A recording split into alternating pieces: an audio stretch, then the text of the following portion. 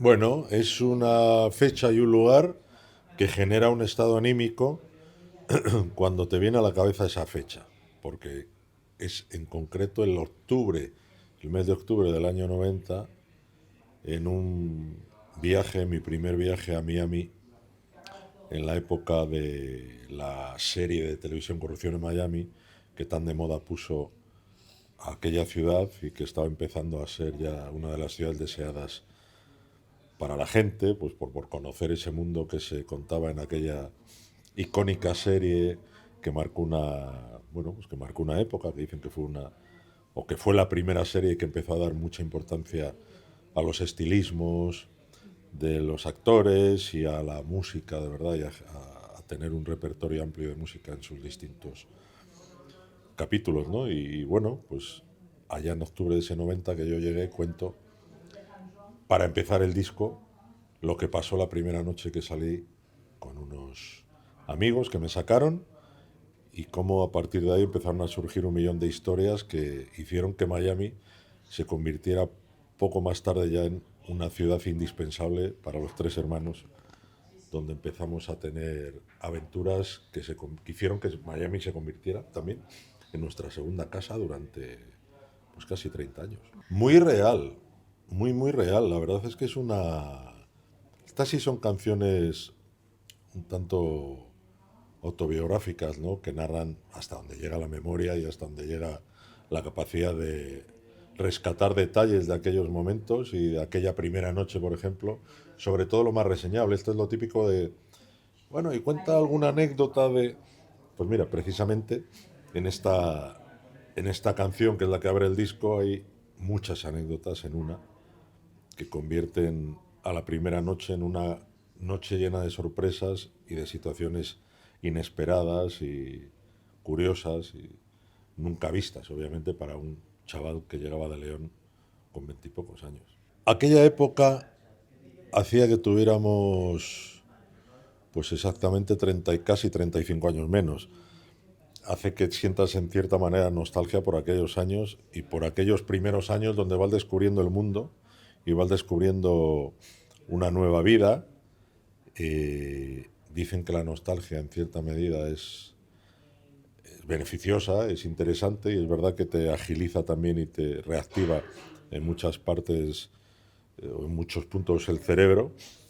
Y llevada a ese punto en el que recuerdas momentos que sirvieron de punto de partida, como en este caso, para un disco, pues lo ves como algo satisfactorio y no dejas de sonreír cuando piensas en aquellos momentos y máxime cuando los has sacado mucho más a flote y a la superficie contando esos retazos de aquella época a forma de canción, ¿no? Y o sea, es una cosa que habéis hablado, os preocupa que haya quien no pille la referencia de Corrupción en Miami o de Sonny Crockett, porque de hecho lo estaba comentando, digo, Sonny Crockett, y me dicen eso que son los bebés esos que se ponen a la gente en el móvil, que A los parodian a Sony los les Sonny llaman, ¿no? Angels. Y yo, no, no, es un personaje de una serie de los 90, ¿no? Ese salto un poco generacional, que vosotros lleváis fenomenal, porque aquí estáis, ¿os importa? ¿Reflexionáis sobre ello? ¿Lo habláis? ¿Lo tenéis presente?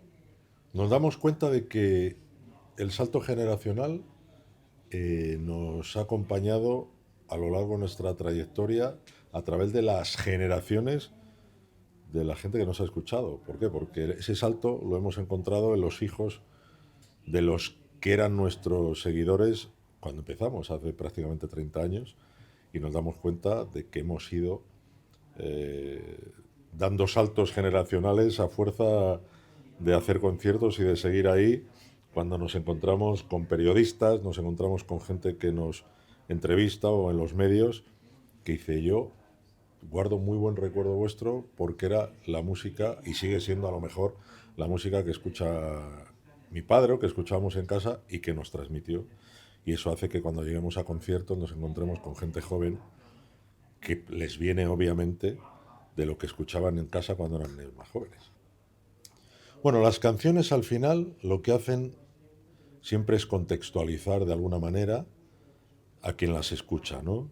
Lo bueno que tiene es que hay canciones que incluso haciéndolas muy detallistas o haciéndolas muy detalladas, y donde a ti te queda muy claro dónde las has ubicado y dónde las has contextualizado, cada uno las lleva luego a su terreno, ¿no?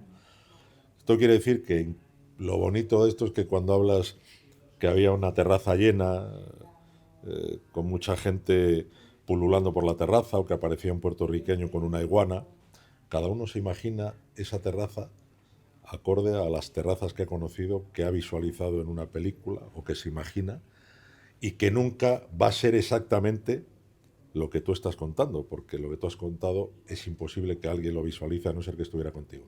Y es una de las cosas grandes que tiene la música o cualquier narrativa, ¿no? Como en este caso la letra de una canción. Pero te aseguro que aunque no quieras invitar a alguien al viaje, en el momento en el que se sube al viaje de la escuchar, aunque sea los 3 minutos y pico, 4 de la canción, de alguna manera se va a hacer su película de lo que está escuchando, ¿no? Porque es muy, muy descriptiva cada canción, ¿no? Nos pasa continuamente. Continuamente la gente hace su propia versión mental del contexto de la canción o de la realidad. Y esa es una de las grandezas que tiene lo que te decía la música, ¿no? Que cada uno la lleva a su terreno. Incluso puedes hablar de algo muy concreto y la gente piensa en algo que no tiene absolutamente nada que ver con lo que has contado. Eso nos ha pasado continuamente y es, pues lo que te digo, parte de la grandeza de... Pues al final es como la gente cuando escuchaba, ahora ya no, porque es más fácil asociar una cara a una voz en la radio, por ejemplo, ¿no? Pero antes la gente que no tenía opción de conocer a quien salía a la radio, enseguida se imaginaba la cara de esa persona, la altura, la edad, absolutamente todo, solo por una voz, ¿no? Pues cada uno se hacía, pues esto es lo mismo, a través de una letra. La gente, las canciones pertenecen al artista cuando las hace y cuando las lanza. Una vez lanzada, la canción pertenece al público y cada uno se hace su composición de lugar, cada uno se hace su película y cada uno tiene su idea de lo que ve o lo que le transmite la letra. Y eso es lo que... La canción simplemente es del artista cuando la hace y cuando la lanza. A partir de ahí pertenece al público, que es lo bonito además, ¿no? No hay dolor un poco, no hay como un... Uf, me tengo que, ¿no? Tengo que dejarlo ir también y que lo reciban como lo reciban. Al contrario, cuanta más aceptación y cuanto más receptores tenga, quiere decir que mejor la canción, no es que sea mejor o peor, sino pues que la canción pues tiene enganche, que gusta y que cada uno se hace su película y además qué cosa tan bonita. Bueno, es más, nosotros mismos hay veces que cantamos algunas palabras de una canción que no es la letra de la canción y nos... Imagínate, después de 28 años cantando, pues a veces cantamos alguna... Hay alguna letra, yo no sé, una de las canciones, alguna letra que yo no sé la palabra exacta y no sé si la digo bien o digo una muy parecida. Pero bueno, eso es la grandeza de la música, que cada uno se hace su película y eso es lo bonito, ¿no? Miami es una ciudad muy cosmopolita, la llaman también la capital de Hispanoamérica, pues porque ahí confluyen todo tipo de culturas de todos estos países, sobre todo americanos, ¿no? Norteamericanos, bueno, centroamericanos, sudamericanos, caribeños. ¿Qué pasa? Que ahí hay una riqueza musical de la leche. Entonces, el hecho de que nosotros hayamos pasado tanto tiempo de nuestra vida en esa ciudad, ya antes de ir a esa ciudad, ya conocíamos todo este tipo de música, porque nuestro padre es un amante de toda la música caribeña, latinoamericana, ¿no? Entonces, llegar allí, pues todavía le pillamos mucho más el punto a este tipo de música que nos ha hecho conocer ese folclore desde muy críos y que ya en algún momento determinado hemos tocado la cumbia, pues, hace 25 años, hemos tocado la guajira, el son, y en este caso, esta historia un tanto cómica, irónica, de inseguridad de un hombre que se plantea realmente que es mejor si estar soltero o no soltero, pues a ritmo de cumbia como que tenía un poquito más de gracia que contado de otra manera. Entonces ese es el motivo de llevarla por ese lado, pues con un hilo conductor ahí de unas líneas de clarinete ahí dándole toda la gracia a la cumbia. que nos encanta como ha quedado de divertida. Raúl lo vive, Raúl lo entiende. Mira, que Raúl no has hablado. No, yo creo que no. Bueno, eso que lo debería contar Manuel, ¿no? Que es el protagonista o el que ha escrito la canción. Pero bueno, yo creo que lo importante es estar bien. Es lo importante, ¿no? Y que no hagas daño a nadie, y que no ofendas a nadie, y que no hagas sentir mal a nadie. Todo lo demás, yo creo que la soltería está bien, el estar enamorado está bien, y, oye, cada uno con su vida que haga lo que quiera mientras respete a los demás. No, somos conscientes, yo creo que efectivamente ahora la gente se despoja más de complejos, de filtros, de todo, y se muestra de una manera más espontánea, más natural, sin miedo al que dirán, que está muy bien. Y bueno, esta situación actual nos parece todo lo que sea tener que dejar de esconder complejos, inseguridades, miedos, timideces, todo ese tipo de cosas está muy bien, y que la gente sea explícita y hable lo que tenga que hablar y decir, y que cada uno, sobre todo eso, con respeto, se muestre como es, como quiere, como tiene derecho a ser, porque absolutamente todo el mundo tiene derecho a hacer y decir lo que le dé la gana dentro del contexto del respeto, y que incluso, ahora volviendo a lo de la cumbia, aquí sí que reconocemos que en esto el hombre es mucho más torpe que la mujer, por ejemplo, cuando se para a pensar en lo de la soltería o en lo de qué es mejor o qué no, pues la mujer es mucho más segura, mucho más ordenada mentalmente en ese tipo de cosas, no se plantea tanta, hombre, en algún momento a lo mejor sí, ¿no? Pero esto es como mucho mal de hombres, ¿no? Esta frivolidad de plantearse qué hago, si estoy mejor soltero, si estoy mejor en pareja, esa continua duda de cómo quiero estar, de no sabes ni lo que quieres, eso es mucho mal de hombres, ¿no? Entonces esto es como una especie también de medio burla, de medio ironía sobre las incertidumbres continuamente y sobre las dudas ridículas de los hombres, ¿no? ¿Qué es mejor, estar soltero o tener o sea, un poco eso también. Claro, pero como para no serlo, es que nosotros muchas veces decimos que a veces, hostia, hasta te avergüenzas casi de los comportamientos o de algún comportamiento del género masculino, ¿no? Porque, ¿qué es esto de...?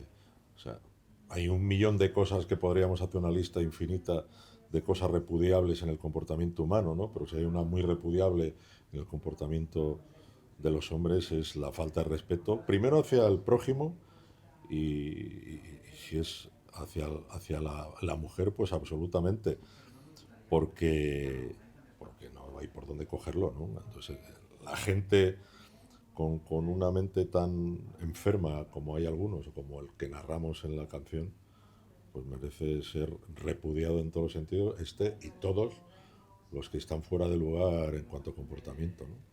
Pues yo te diría que La Lola es una canción que en muchos casos puede tener cierta o mostrar cierta ambigüedad, pero habla de alguien que ya hace 25, 26 años hacía lo que le daba la gana, porque estaba en su derecho de hacerlo, ¿no? Y que en cierta manera estaba como medio mal vista por parte de algunos que hiciera precisamente lo que tiene que ser como tiene que ser, ¿no? Que cada uno con su vida y con su cuerpo y con su forma de ser puede hacer sin ofender a nadie. O sea, es como que efectivamente hace 26 años la gente veía con otros ojos el hecho de que una mujer pudiera hacer exactamente lo que toda la vida presumía el hombre que hacía, y en el hombre estaba bien visto y en la mujer, ¿no?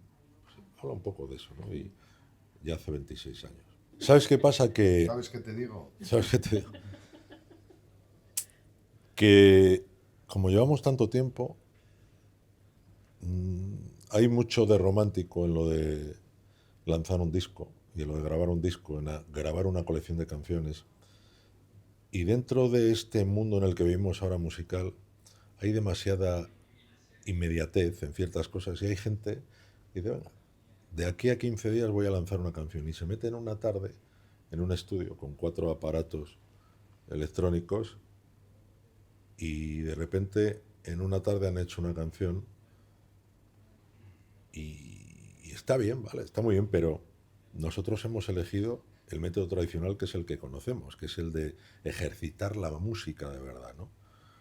Ir a la música de manera mucho más orgánica, sin tener que agarrarte o dejarte llevar por la tendencia de lo inmediato. A nosotros nos gusta seguir enseñando conceptos y historias que tengan que ver unas con otras, como en este caso este Miami, pues nos ha gustado diseñar desde los colores de la carátula del disco hasta el vestuario, hasta los coches que sacamos en las fotos, hasta las palmeras que hay detrás, ¿no? O sea, nos preocupamos mucho de todo el concepto global y no queremos perder eso, aunque somos conscientes de que la música en muchos puntos va por otro camino, donde a veces nos metemos por ese camino porque es obligado por naturaleza, y otras veces nosotros seguimos por el nuestro, ¿no? Que es lo que estamos haciendo y lo que, bueno, pues que yo creo que vamos a seguir así, salvo que nos haya un cataclismo de alguna manera. Mira, nosotros tenemos 2 vidas totalmente diferenciadas.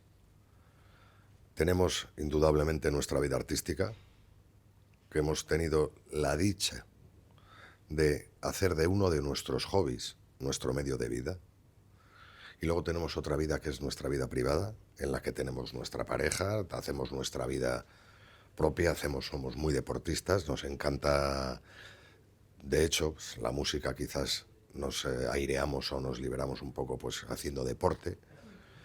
Y tenemos, como te digo, 2 compartimentos estancos. Por supuesto, la música siempre está y estás haciendo deporte y te llama un promotor o te llama un músico, y no se puede dejar. Pero sí que el pozo quizás que nos ha dejado la música es eso, el saber diferenciar y el poder. Yo no envidio a músicos que son músicos 24 horas al día. Porque además también es un trabajo un poco duro, tener que estar viviendo esa vida, porque es una vida que es muy bonita, pero también implica muchas cosas externas. Tienes que estar todo el día pues yendo a un sitio, yendo a otro o alternando.